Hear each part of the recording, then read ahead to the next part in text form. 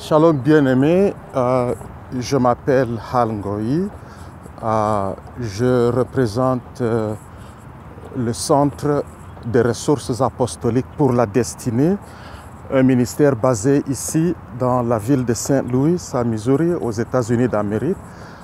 Aujourd'hui, je remercie le Seigneur pour cette opportunité de vous présenter en bref, en quelques minutes, la vision et la mission de ce ministère et aussi de vous annoncer le programme que nous allons bientôt lancer, qui est une série d'enseignements, un programme de délivrance, un programme qui amène à la transformation totale, c'est-à-dire le corps, l'âme et l'esprit. Cette transformation vise le corps, l'âme et l'esprit. Ce sera un programme qui sera enseigné et qui pourra durer peut-être pendant 1 ou 2 ans selon que chaque personne trouve l'opportunité d'avancer et d'évoluer. Alors avant de parler de ce programme, je voudrais un peu vous donner un petit aperçu sur ce qu'est notre ministère. Le Centre des ressources apostoliques pour la destinée est un projet que le Seigneur a lancé sur la terre, dans le ciel et sur la terre, pour préparer notre objectif, notre mandat, et de préparer un peuple pour le Seigneur. Un peuple selon le cœur de Dieu. Un peuple fidèle à ses desseins. Un peuple consacré aux intentions originales et éternelles de l'Éternel, pour le ciel et pour la terre. Bien-aimés, depuis toute l'éternité, notre Dieu s'est manifesté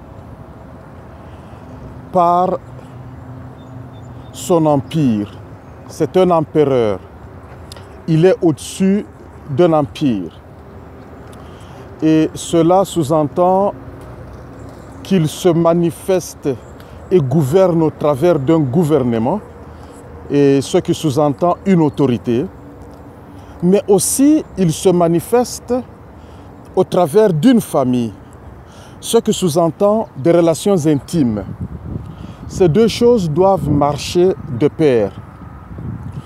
Nous sommes appelés à poursuivre 2 sentiers dans notre interaction avec Dieu et avec les uns les autres.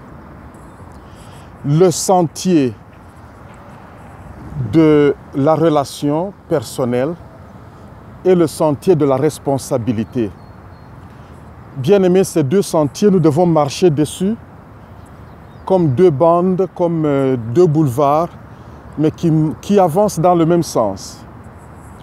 Et à chaque étape de la progression de la relation personnelle, de la croissance de l'intimité, correspondent aussi des étapes progressives de la responsabilité. Et cela sous-entend des exigences pour la sainteté, pour l'obéissance, pour la mise en pratique, la transformation de l'être de manière graduelle selon 2e épître de Paul aux Corinthiens, chapitre 3, versets 16 à 18, d'une étape, d'un degré, d'un niveau de gloire à un autre niveau de gloire.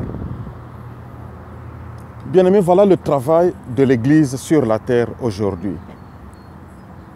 Dieu avait établi Adam comme roi sur la terre. Il lui a donné la domination sur toute la création. Voilà, Adam était le premier fils de Dieu. Après Adam, tous ceux qui ont suivi Adam, si vous lisez les épîtres, n'étaient que fils d'un homme. Adam était le premier fils de Dieu, mais Adam a cédé. Il a vendu le gouvernement, l'autorité, le royaume. Il était roi.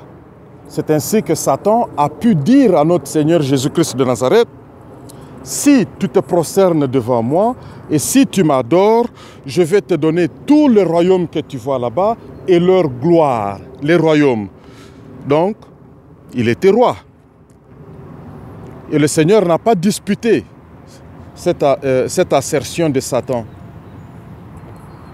Lorsque le Seigneur Jésus-Christ est venu, il est venu en tant que fils de Dieu et en tant que roi. Voilà, encore ces deux aspects de la relation. Fils et roi. Bien-aimés, dans un royaume, chaque royaume est basé sur une famille.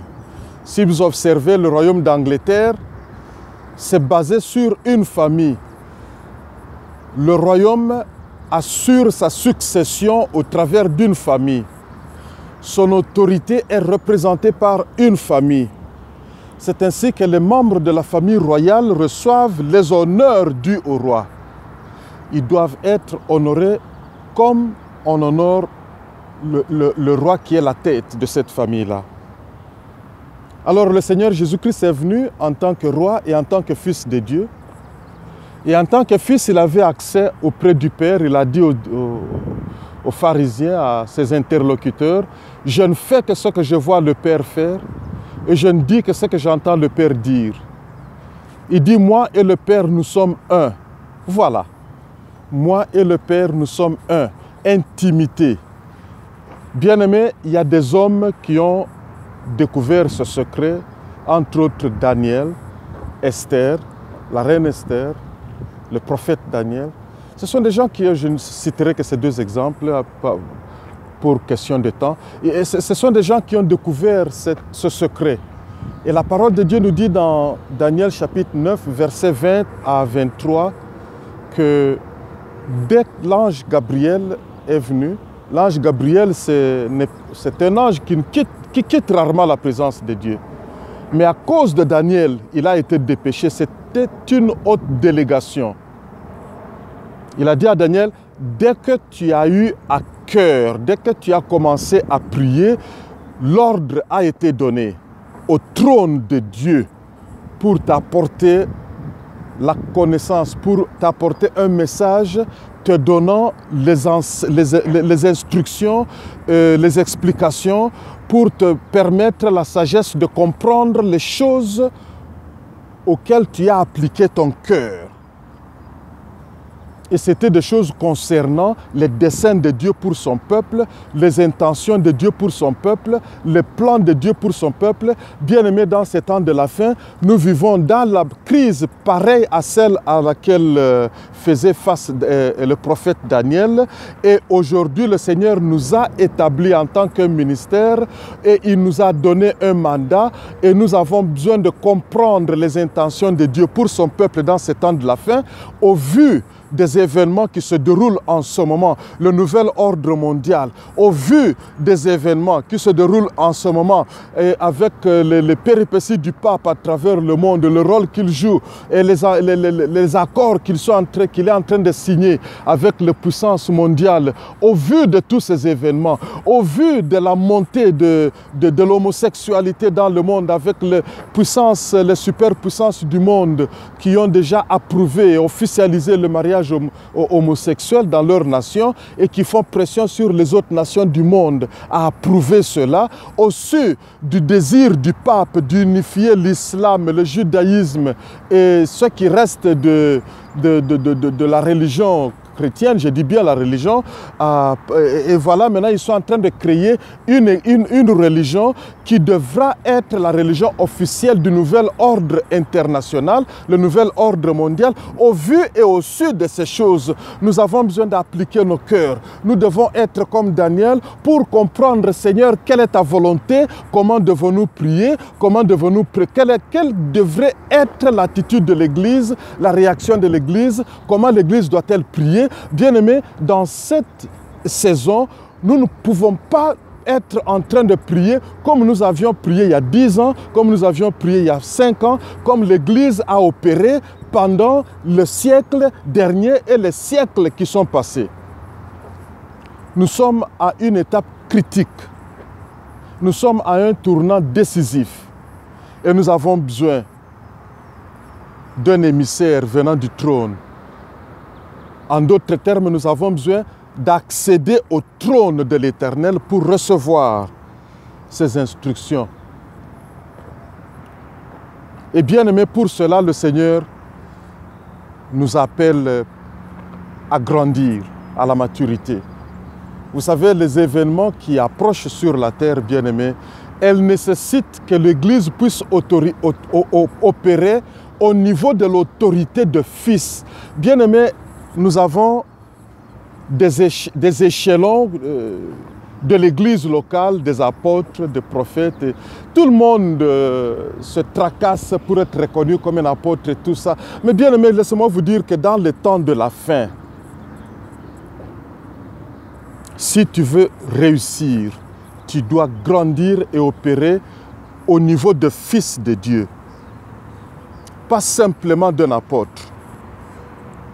Nous devons nous présenter devant le trône et comprendre et obtenir la sagesse de comprendre le rôle des 4 êtres vivants, le ministère des 4 êtres vivants qui sont autour du trône et le refléter sur la terre dans les 5 ministères dons.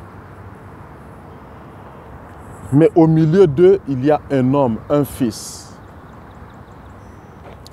Bien-aimé, le fils prodigue, quand il est retourné vers la maison de son père, il a dit « Je voudrais être comme un de tes serviteurs ».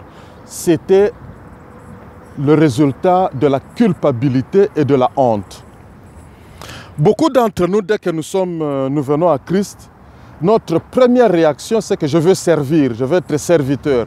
C'est aussi une réaction, un résultat de notre culpabilité pour essayer de plaire à Dieu.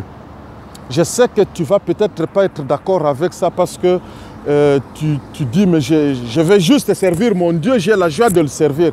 Mais la motivation profonde, c'est la honte et la culpabilité. Mais vous voyez que notre Seigneur Jésus-Christ de Nazareth, après un temps avec ses disciples qui étaient ses serviteurs, il leur dit, je ne vous appelle plus serviteurs, je vous appelle amis. Bien-aimés, c'est une étape supérieure, de serviteur à ami. Et quand tu pars de serviteur à ami, tu deviens un intendant.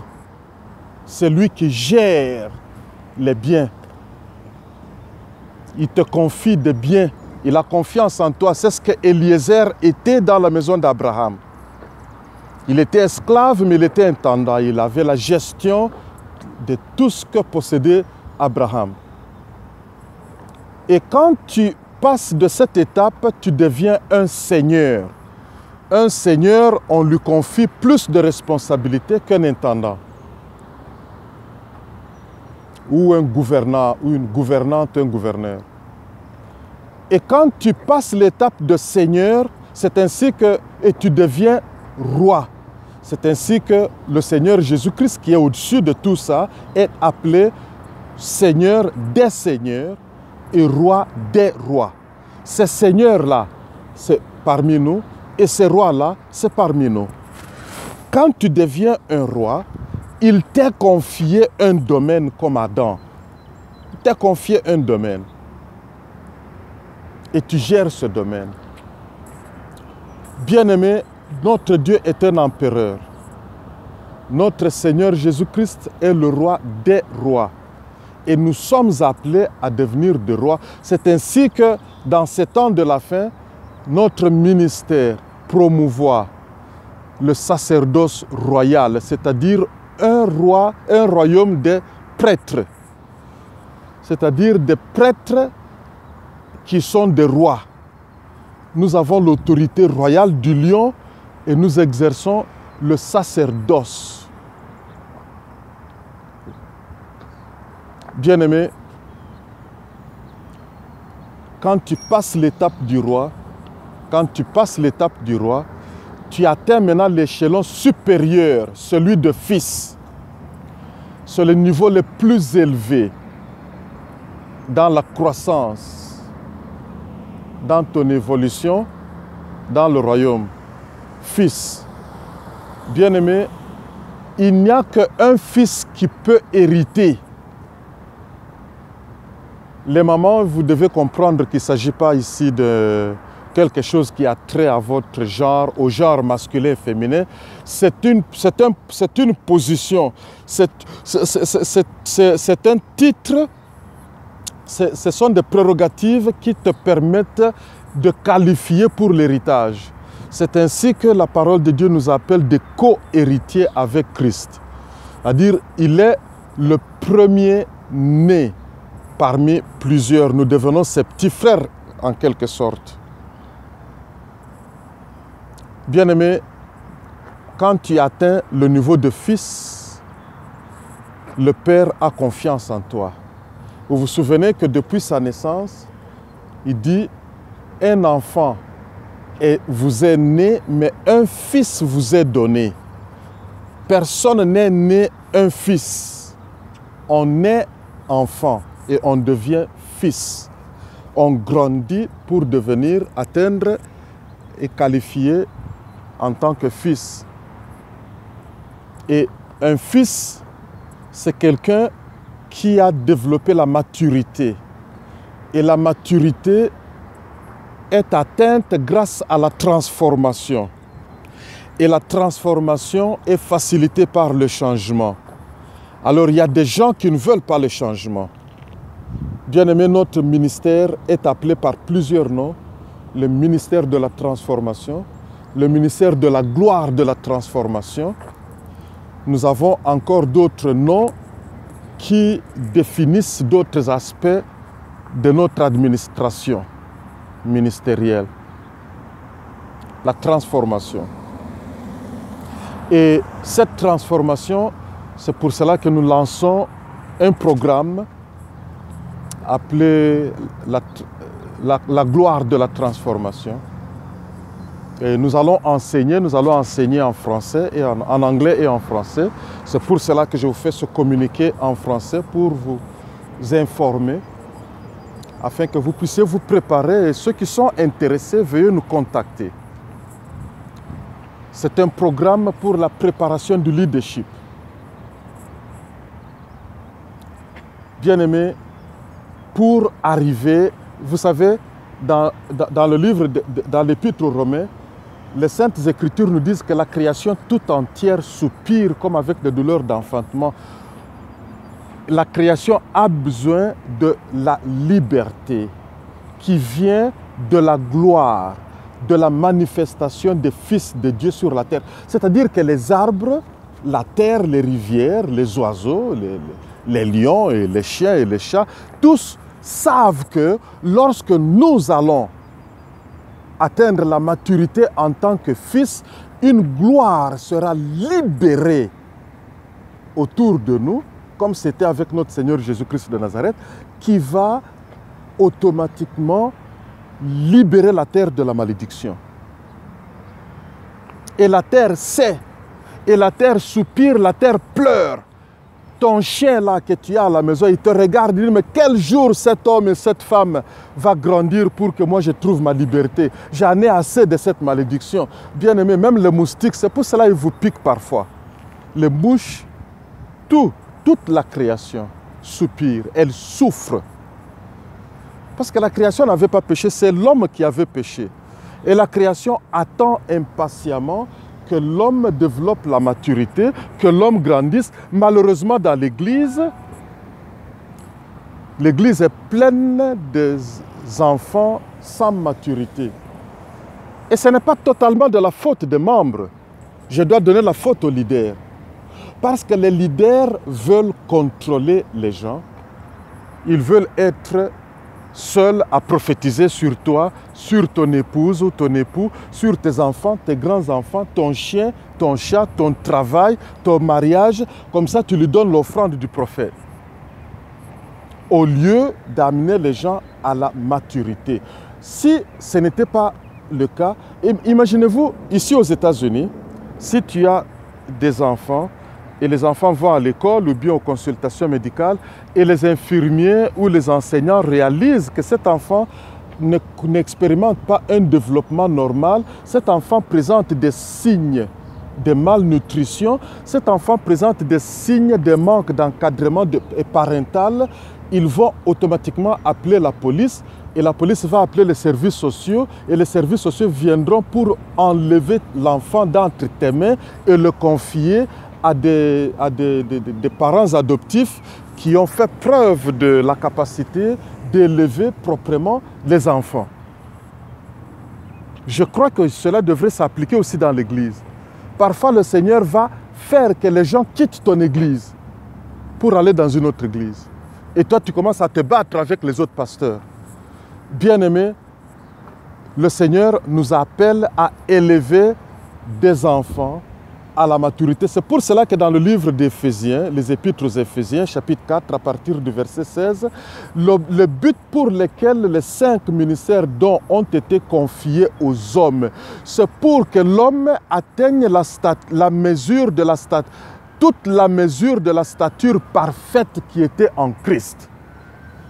Voilà, même chose.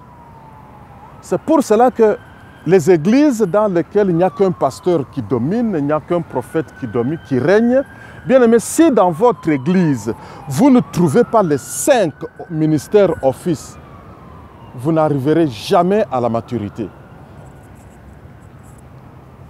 Si votre église n'a pas tous ces 5 offices opérants au sein de l'église, votre pasteur devrait au fait collaborer avec des apôtres et d'autres membres du corps de ces 5 ministères dons pour qu'ils apportent, qu'ils viennent déposer leur rapport pour que les membres bénéficient. Parce que si toi tu es évangéliste, les autres 4, l'apport des autres 4 manque.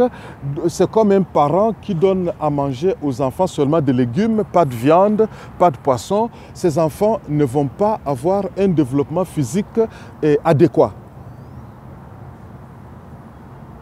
Alors, nous avons beaucoup de membres et beaucoup de gens dans l'Église manquent la fondation solide. Surtout le mouvement pentecôtiste n'a pas facilité la tâche. Elle a fait la promotion des dons spirituels au détriment des fruits de l'esprit. Et vous avez des gens, dès qu'ils acceptent le Seigneur, dès qu'on leur impose la main, ils parlent la langue, c'est fini. Ils vont commencer leur propre ministère déjà. Ils sont arrivés. Bien-aimés, sur la chair même, les gens croient que parce qu'il a un don spirituel, cela le qualifie pour l'œuvre de ministère. Bien-aimés, la qualification pour l'œuvre de ministère, c'est le fruit de l'esprit, ce n'est pas le don spirituel. C'est ainsi que le Seigneur dira ce jour-là, selon la parabole qu'il a donnée, « Je ne vous ai jamais connu ». En d'autres termes, il n'y a jamais eu une relation intime entre toi et moi. Bien-aimé, c'est la relation intime entre toi et le Père, entre toi et le Seigneur, comme lui-même a dit d'abord, qu'il soit un avec nous comme toi et moi nous sommes un. Jean chapitre 17. Bien-aimé, le projet de ce programme, en bref, c'est pour amener, bien-aimé, il y a des choses dans le corps humain, même dans notre génétique, si je peux dire comme ça, dans les gènes ou la génétique, dans les fibres de notre corps, bien aimés, ils ont la mémoire, ils ont déjà emmagasiné des programmes, ils ont déjà été programmés à se déclencher, à mal fonctionner à un certain âge, en une certaine année. Bien aimé, il faut parler à ton corps et reprogrammer ce qu'il y a dedans. Les blessures reçues. Bien aimé, ton cœur, l'organe, le premier organe qui est formé dans le sein d'une femme quand une femme devient enceinte, c'est le cœur. Et le cœur vient avec les bagages de toutes les générations passées. Et la sorcellerie, les colères, et tout ça, les rancunes, les anxiétés, les prédispositions aux maladies, c'est du cœur que vient ton ADN bien-aimé. Et de là, tu as tout le bagage. C'est pour cela que nous devons utiliser la Sainte Seine, la communion, pour laver votre ADN, DNA, et laver votre sang. Parce que chaque DNA a 3 éléments. Mais l'être humain ne trouve que 2 éléments, jusqu'à ce qu'il devient en Christ pour obtenir le 3e élément.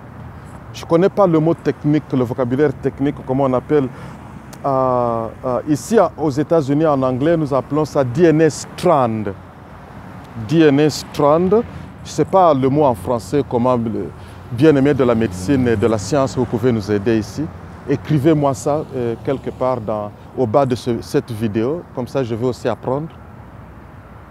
Mais votre troisième strand de DNA, de ADN, c'est le sang, ça vient du sang de Jésus. Et celui-là, il va venir, il va communiquer de l'énergie à votre ADN, il va communiquer de la puissance, une nouvelle vie à votre ADN, il va transformer votre vie, votre sang, il va transformer votre ADN, il va vous débarrasser de tout l'héritage que vous avez reçu de vos ancêtres. Et de cette manière-là, vous devenez de la race de Dieu. Vous êtes coupé de la race de vos ancêtres. Quand vous vous donnez à Dieu, quand vous participez à cette transformation, c'est ainsi que nous parlons de la race de Melchisédek, sans papa, sans maman, c'est-à-dire qu'il n'a pas de lignée ancestrale humaine. Et il est possible pour toi aussi de couper cela, bien aimé vos enfants, à qui vous avez déjà légué ces bagages mauvais, diaboliques, sorcelleriques. Vous devez beaucoup prier, appliquer le sang de Jésus, aussitôt que possible les initier à la communion, à la Sainte Seine, dès qu'ils sont capables de prendre des engagements. Et c'est juste une des armes puissante pour la transformation. Parce que bien aimé, la transformation doit toucher aussi votre corps. Au fait, je m'en vais plus loin pour dire, vous devez aspirer à la transfiguration par la gloire de Dieu. C'est pour cela que j'appelle ce programme la gloire de la transformation. Bien aimé, tout cela est possible. Mais pendant des années, l'Église s'est contentée de la médiocrité. Les gens sont allés à l'Église et ils n'ont même pas expérimenté la gloire de Dieu. Ils ont seulement expérimenté des émotions de l'âme. Et ils rentrent à la maison et disent, aujourd'hui l'Église c'était grave. Mais ce n'était que des émotions de ton âme. Tu n'as pas expérimenté la gloire de Dieu et nous nous sommes contentés de ça, nous nous sommes réjouis de ça, nous ne nous sommes pas révoltés, mais le temps est venu pour que nous puissions réclamer tout ce que Dieu a pourvu pour nous, tout ce que le Seigneur Jésus-Christ est mort et a payé le prix pour nous acquérir à la croix. Je veux toute la totalité. Toute la totalité de ce que Dieu a prévu pour moi. Je veux la plénitude de la personnalité de Christ en moi. Je veux la plénitude de la gloire de Dieu dans ma vie. Je veux la plénitude de la puissance de Dieu dans ma vie. Je veux la plénitude d'où je dois mourir complètement. Je dois porter ma croix tous les jours. Bien-aimé, Romains chapitre 12, versets 1 à 2, où tu dois toi-même devenir une offrande, tu dois monter sur l'autel et subir l'épée et le feu. Et j'ai tout un enseignement là-dessus, une grande partie de cet enseignement dans ce programme sur la gloire de la transformation, pour la maturité. Afin que nous puissions accomplir les plus grandes œuvres que le Seigneur a promises à nous, les enfants de Dieu, dans les temps de la fin. Les plus grandes œuvres. Bien-aimé, pour que Dieu te confie toute l'autorité et toute la puissance du gouvernement de son royaume, il doit te faire confiance. Et il ne peut pas te faire confiance aussi longtemps que tu es enfant. Tu dois devenir fils. C'est ainsi que quand le Seigneur Jésus-Christ a atteint un certain âge, la voix est venue du ciel. Voici mon fils bien-aimé en qui je prends totalement plaisir. Les démons avaient entendu, le monde spirituel avait entendu. Il n'y a que les pharisiens qui n'ont pas saisi. Il n'y a que les êtres humains qui n'ont pas saisi. C'est ainsi que quand le Seigneur Jésus s'est rendu quelque part, les démons lui disent, nous savons qui tu es. Tu es le Fils de Dieu. Nous connaissons ton autorité et nous en connaissons aussi les limites. L'heure n'est pas encore venue pour que tu puisses nous envoyer dans les abîmes sans fond. Pour que tu puisses nous juger. Ok, permets-nous d'aller dans le pourceau. Mais ils ont reconnu qu'il était le Fils de Dieu. Mais l'heure de leur jugement n'était pas encore venue parce que le Seigneur n'était pas encore mort et ressuscité. Donc ils avaient encore le temps d'opérer librement. Maintenant, ils n'ont plus ça. Maintenant, nous passons à l'action. Nous les saisissons, nous les amenons en prison. Au nom de Jésus-Christ de Nazareth, notre Seigneur et Sauveur. Bien-aimé, le Seigneur Jésus-Christ, quand il est allé dans le désert, il a été conduit là-bas par le Saint-Esprit. Beaucoup d'entre vous, chaque fois que vous expérimentez le désert, je lis, je chasse, je lis, je chasse. Oh, le diable, nous avons donné beaucoup de gloire au diable. Bien-aimé, ce n'est pas Satan qui a amené notre Seigneur Jésus-Christ dans le désert, c'était le Saint-Esprit. Et le but, c'était pour être éprouvé. Il devait faire preuve que le Père pouvait lui faire confiance. La parole de Dieu nous dit dans le livre des Hébreux, l'épître aux Hébreux, qu'il a appris l'obéissance par les choses qu'il a souffertes. Mais toi, tu ne veux pas souffrir. Tu blâmes la sorcellerie, tu blâmes le diable, tu te révoltes au programme dans lequel Dieu te soumet. Vous vous rendez compte que notre Seigneur Jésus-Christ de Nazareth s'était soumis à Satan dans le désert. Il s'est soumis à Satan. La Bible nous dit que Satan l'a amené sur une haute montagne. L'a amené, il a laissé faire Satan, il s'est soumis à lui, il a laissé Satan l'amener. Donc il s'est soumis à Satan. Pourquoi? Parce que Satan était en train d'accomplir la volonté, le programme du Père. Il fallait que ce programme soit accompli pour qu'il soit qualifié. Et quand il est sorti du désert, il était plein de l'Esprit sans mesure. Et le Père lui a confié, il lui-même a dit, le Père m'a confié toutes choses, parce qu'il lui a fait confiance. Quand Satan lui a dit, tu as la puissance, tu as l'autorité, je sais qui tu es. Entre nous, nous sommes seuls ici dans le désert. Tu as déjà fini le programme de jeûne que ton Père t'avait prescrit, tu as obéi. Maintenant, tu as faim, c'est vrai. Tu es libre de manger maintenant. Personne ne pourra te donner le tort. Transforme ces pierres en pain pour manger.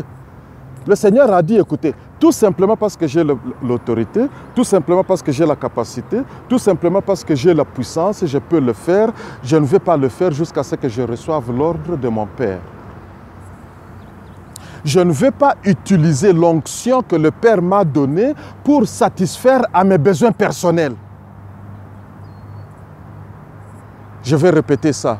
Je ne vais pas utiliser l'onction, l'autorité, la puissance que le Père m'a confiée pour le servir, pour utiliser ça pour satisfaire mes besoins personnels. Bien-aimés, combien de serviteurs de Dieu utilisent leur poste, leur influence, leur onction pour satisfaire à leurs besoins charnels, pour devenir riches et appeler ça la bénédiction.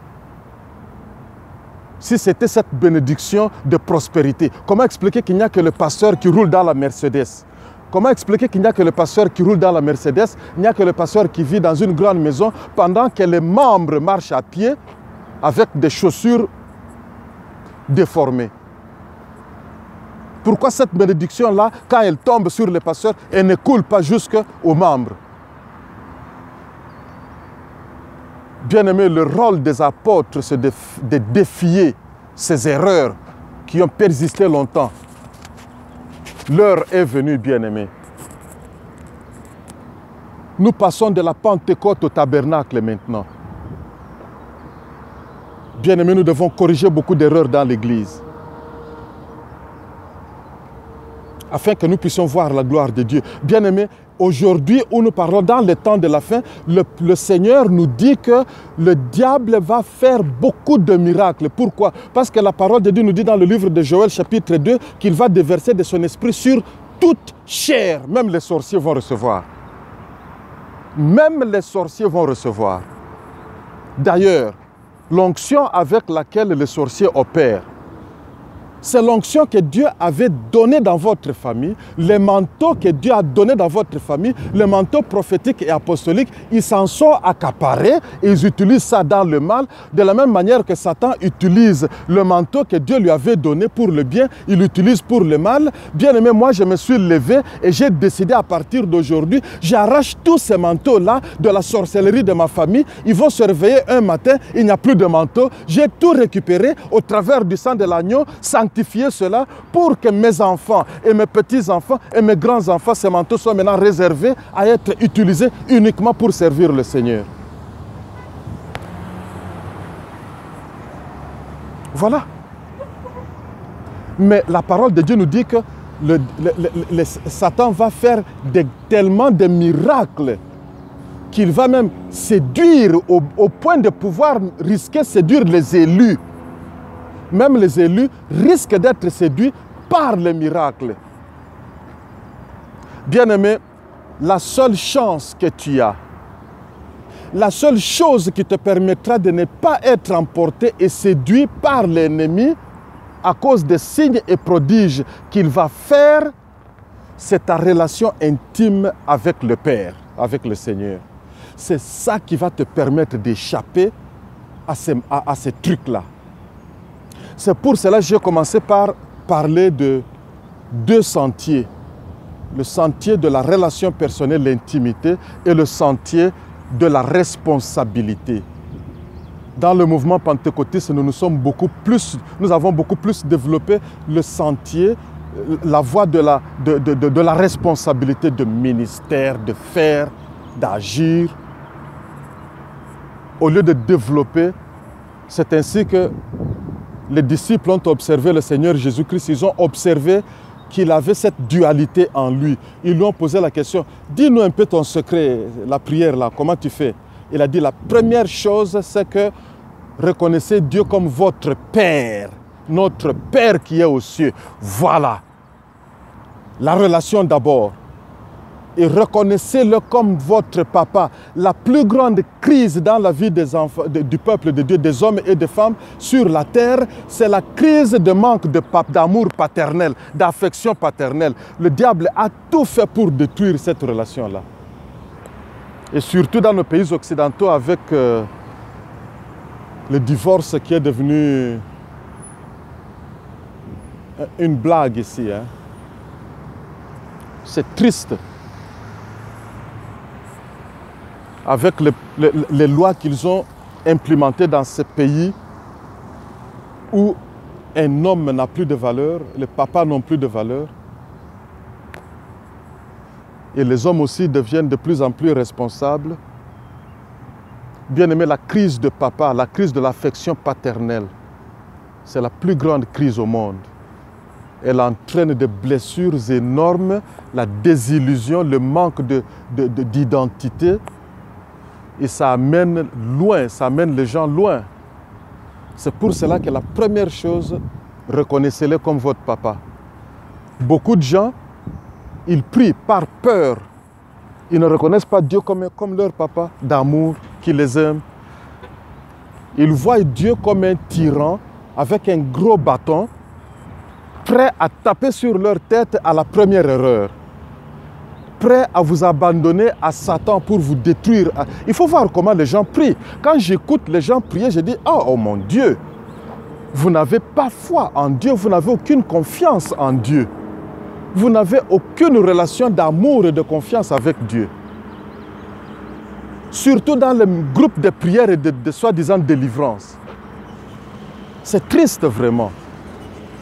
Mais le temps est venu pour que notre Père qui est aux cieux, que nous puissions enseigner cela, que ton nom soit sanctifié, que ton règne vienne et que ta volonté soit faite sur la terre comme au ciel. Bien-aimé, la volonté de Dieu ne sera jamais faite sans que le gouvernement de Dieu ne soit imposé. Il y a beaucoup d'églises qui n'ont aucun gouvernement. Beaucoup d'églises sont seulement bâties sur un petit don spirituel. Le gouvernement de Dieu n'est pas établi dans cette église-là. Et vous n'avez aucun mot à dire dans le quartier. Vous êtes une église, vous êtes dans un quartier, mais c'est la sorcellerie qui domine le quartier, c'est la sorcellerie qui domine la ville, et vous ne faites que vous lamenter. Parce que vous n'avez pas de gouvernement. La parole de Dieu nous dit que le gouvernement sera sur les épaules de Jésus. Il avait le gouvernement. Et les démons l'ont reconnu. Bien-aimé, il y a Ecclesia qui représente le gouvernement de Dieu et il y a l'Assemblée qui représente le fellowship, comme nous disons ici en anglais, le koinonia en grec et le Ecclesia. Beaucoup de ce que nous appelons des églises, ce ne sont que des communautés tribales, des associations, c'est comme des clubs seulement. Ce ne sont pas des églises. Il n'y a aucun gouvernement, aucune autorité gouvernementale. Vous n'êtes pas en mesure de déloger la sorcellerie de votre quartier.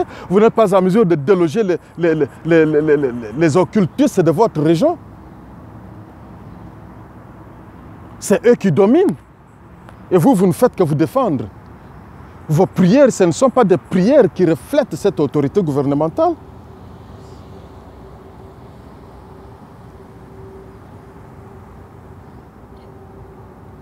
Alléluia. Bien-aimés, je vous invite à souscrire, contactez-moi. Toute l'information est au bas de cette page, de cette vidéo. Et nous allons organiser, même si vous êtes dans un autre pays, nous sommes ici aux États-Unis, nous allons organiser le programme au travers de l'Internet. Donc, nous allons utiliser le Google Hangout. Au travers du Google, nous allons organiser des programmes et nous allons limiter le nombre de gens par séance afin que nous puissions être en mesure de nous voir de visage pendant les enseignements, pendant la prière, pendant les discussions. Et à la fin de ce programme, bien-aimé, nous allons vous octroyer un certificat, mais le certificat n'est pas tout, hein. C'est plutôt la transformation.